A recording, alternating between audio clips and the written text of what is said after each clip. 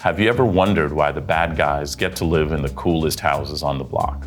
The modern villain, a villain who wasn't kooky or spooky or insane. This was a villain who was calculating, cold, and was always in control.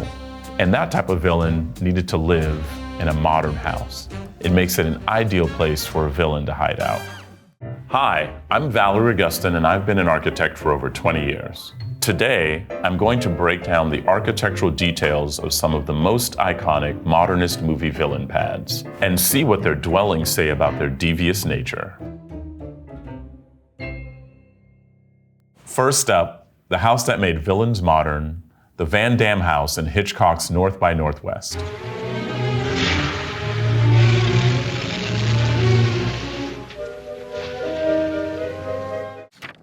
Here's everything that jumps out at me. We see some of the hallmarks of modern houses. We see stacked stone. We see a cantilever or projecting balcony. We also see lots of glass, this sort of modern experience of really projecting the house out into nature, prioritizing and emphasizing the view. But it's not a real house. Hitchcock was introducing us to a new type of movie villain. Not what I expected, a little taller, a little more polished than the others. And that type of movie villain needed a new type of house. Hitchcock wanted to hire Frank Lloyd Wright, America's most celebrated architect, to design a house for this project. But Frank Lloyd Wright apparently asked for 10% of the film's budget, and they figured out pretty quickly they couldn't afford him. So Hitchcock got production designer Robert Boyle to design a house in Frank Lloyd Wright's style. And they based it on Frank Lloyd Wright's iconic house, Falling Water, which is located in Bear Run, Pennsylvania. Now, let's compare these two houses. One of the first things you'll notice is how they both use stacked stone. One of the things that Frank Lloyd Wright liked to do was to contrast materials. So you can see here how this stacked stone contrasts with these wide horizontal planes and the smooth plaster finish. In the Van Damme house, we see a similar technique. The wide balconies, the glass, and of course, the cantilever. But one difference that we notice here are these metal beams. These actually were a plot device because Cary Grant's character needed something to climb on as part of the movie. But maybe Frank Lloyd Wright could have taken a tip because the cantilever here on Falling Water started to sag after a while. Another important philosophy that Frank Lloyd Wright thought of was the idea that the house should be of the hill and not on the hill, because nothing he felt that he could design was better than nature. But the Van Damme house in North by Northwest is actually perched on the back of Mount Rushmore. This is no good, we're on top of the monument. So we can look at North by Northwest as a turning point in how we saw villains on the screen. This was a modern villain, a villain who wasn't kooky or spooky or insane. Van Damme was suave, he was cool, he was collected, and villains after this also began to take on this persona. And villains were surrounded in the trappings of modern architecture, houses that made them seem like borderline normal people. Hurry on down, darling. It's almost time to leave. I too believe in neatness, Leonard. This matter is best disposed of from a great height over water. Next, let's take a look at The Chemisphere by John Lautner. I can't believe this. Some, isn't it? This house was famously featured in Body Double and recreated by set designers in Charlie's Angels in 2000. One of the most unique features of this house is its octagonal shape. Houses like this didn't exist in California. In fact, they didn't exist anywhere. This futuristic form, almost like a spaceship or a flying saucer. People had never seen a house like this before, ever. One of the things that makes this house so iconic is the single structural support in the center. Then there are additional diagonal supports that go back to this post, but the whole house sits and perched up on this column, which provides an amazing view up in the Hollywood Hills. It makes it an ideal place for a villain to hide out. To Hollywood. Yeah, to Hollywood. One of the things about the Chemisphere house is that it's very transparent and open.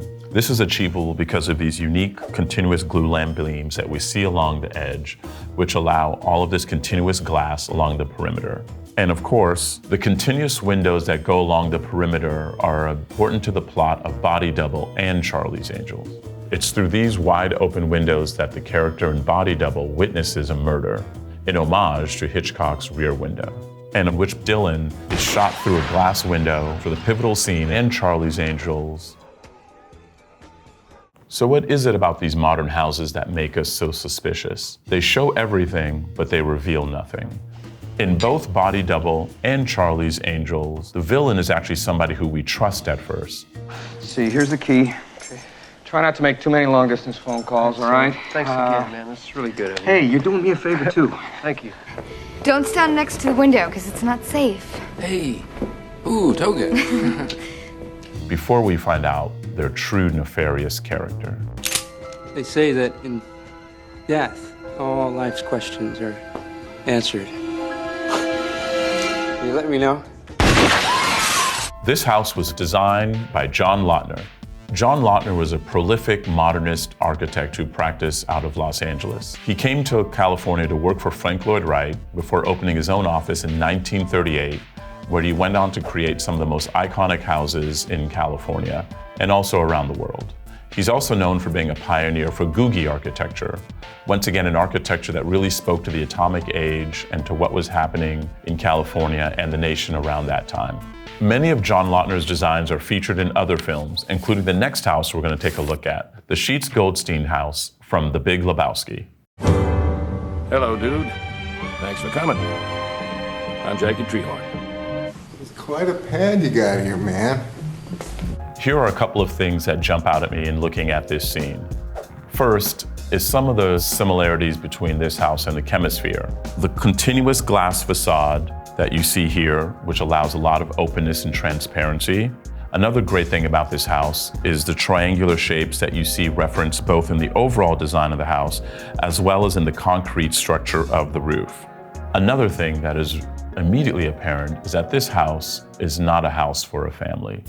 It's clearly a house built for either a bachelor or a single person. The furniture is all custom made and built in. There's little space for storage or any indicator that there's some kind of real life that happens in this home.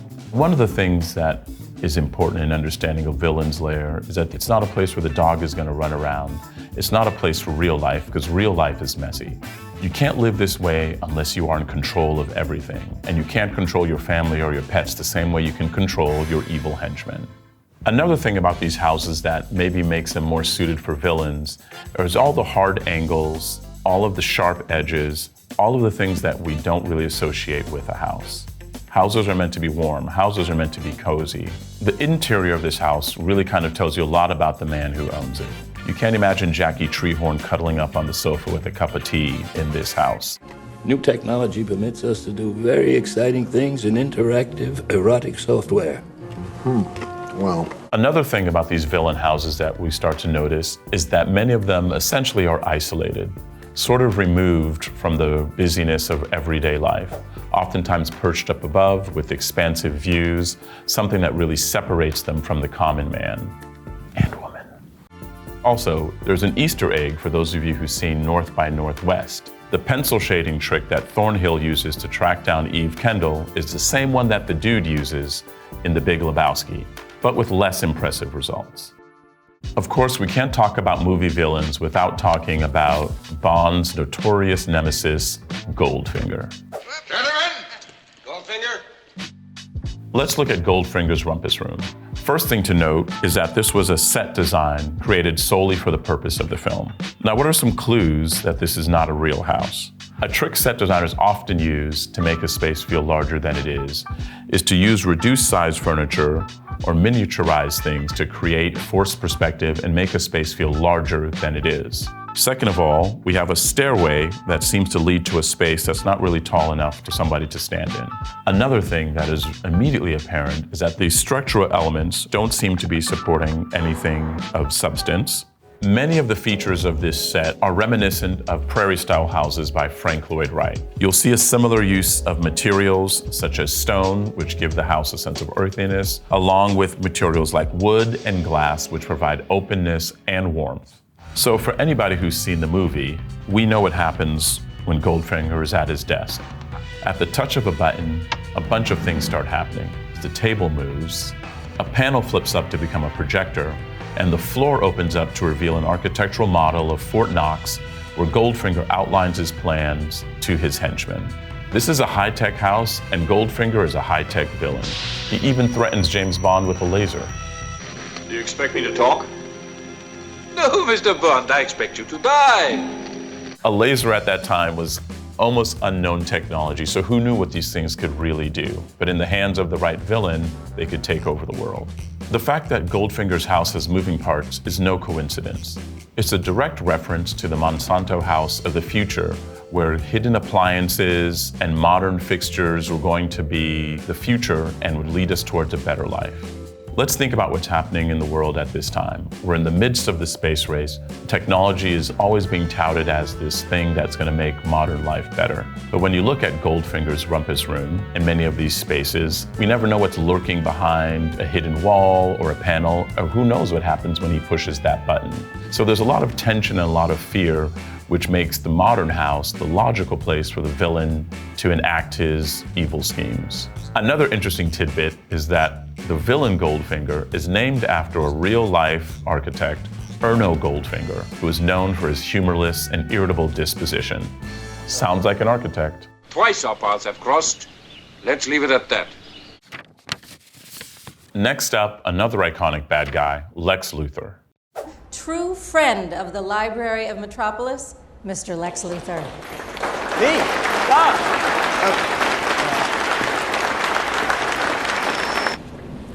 Thank you for coming. There have been many portrayals of Lex Luthor, and one of the best is undoubtedly Michael Rosenbaum's in the TV series Smallville. But in Smallville, he's still living in his family estate. He's yet to become the corporate evil overlord that he has in the comics and in other films. So let's take a look at the most recent expression of Lex Luthor's dwelling from Batman vs. Superman. The first arrival at the building is at night, but we can see a couple of things. The first is this vast expanse of glass, and we also see some hints of elements that are going off in different directions. We also can sense the scale of it just by the sheer number of people who are parked out front. Now let's get a better look at this building in the daylight. This is the Eli and Edith Broad Museum at Michigan State University and was designed by Pritzker Prize-winning architect Zaha Hadid. There's a number of things that really jump out at us. Now, the first thing is that the building is very hard to read. It's hard to determine exactly where the entrance is. A lot of the angles are jarring, sort of discordant, obviously intentional on the part of the architect. Something else that comes to mind when I looked at this facade of this building was the razzle-dazzle camouflage technique that was used on World War II battleships. They were designed to confuse submarine periscopes so they couldn't determine the exact distance they were from a boat. And this building does the same thing.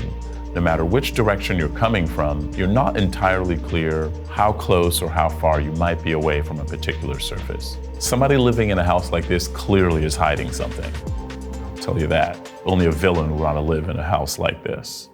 The bittersweet pain among men is having knowledge with no power, because that is paradoxical. This facade in particular, at first glance, looks faceted, but all of these surfaces are actually in the same plane. It's the directionality of the metal ribs going in horizontal, diagonal, and vertical ways that make it really hard for us to read and understand this facade. The architects said this was the intention of the design. It was to provide many different viewpoints to the inside of the space, but without ever getting one full vantage point to understand the inside of the building. You can never fully understand a villain in the same way you can never fully understand this building until you get the full experience and go inside and really get to know them. The facade controls the views into the interior of the building, the same way in which a villain wants to control what they see and what they don't let people see. We don't have to depend upon the kindness of monsters. That's just a taste of the many villainous layers from the silver screen. Let me know your favorite hideout in the comments below.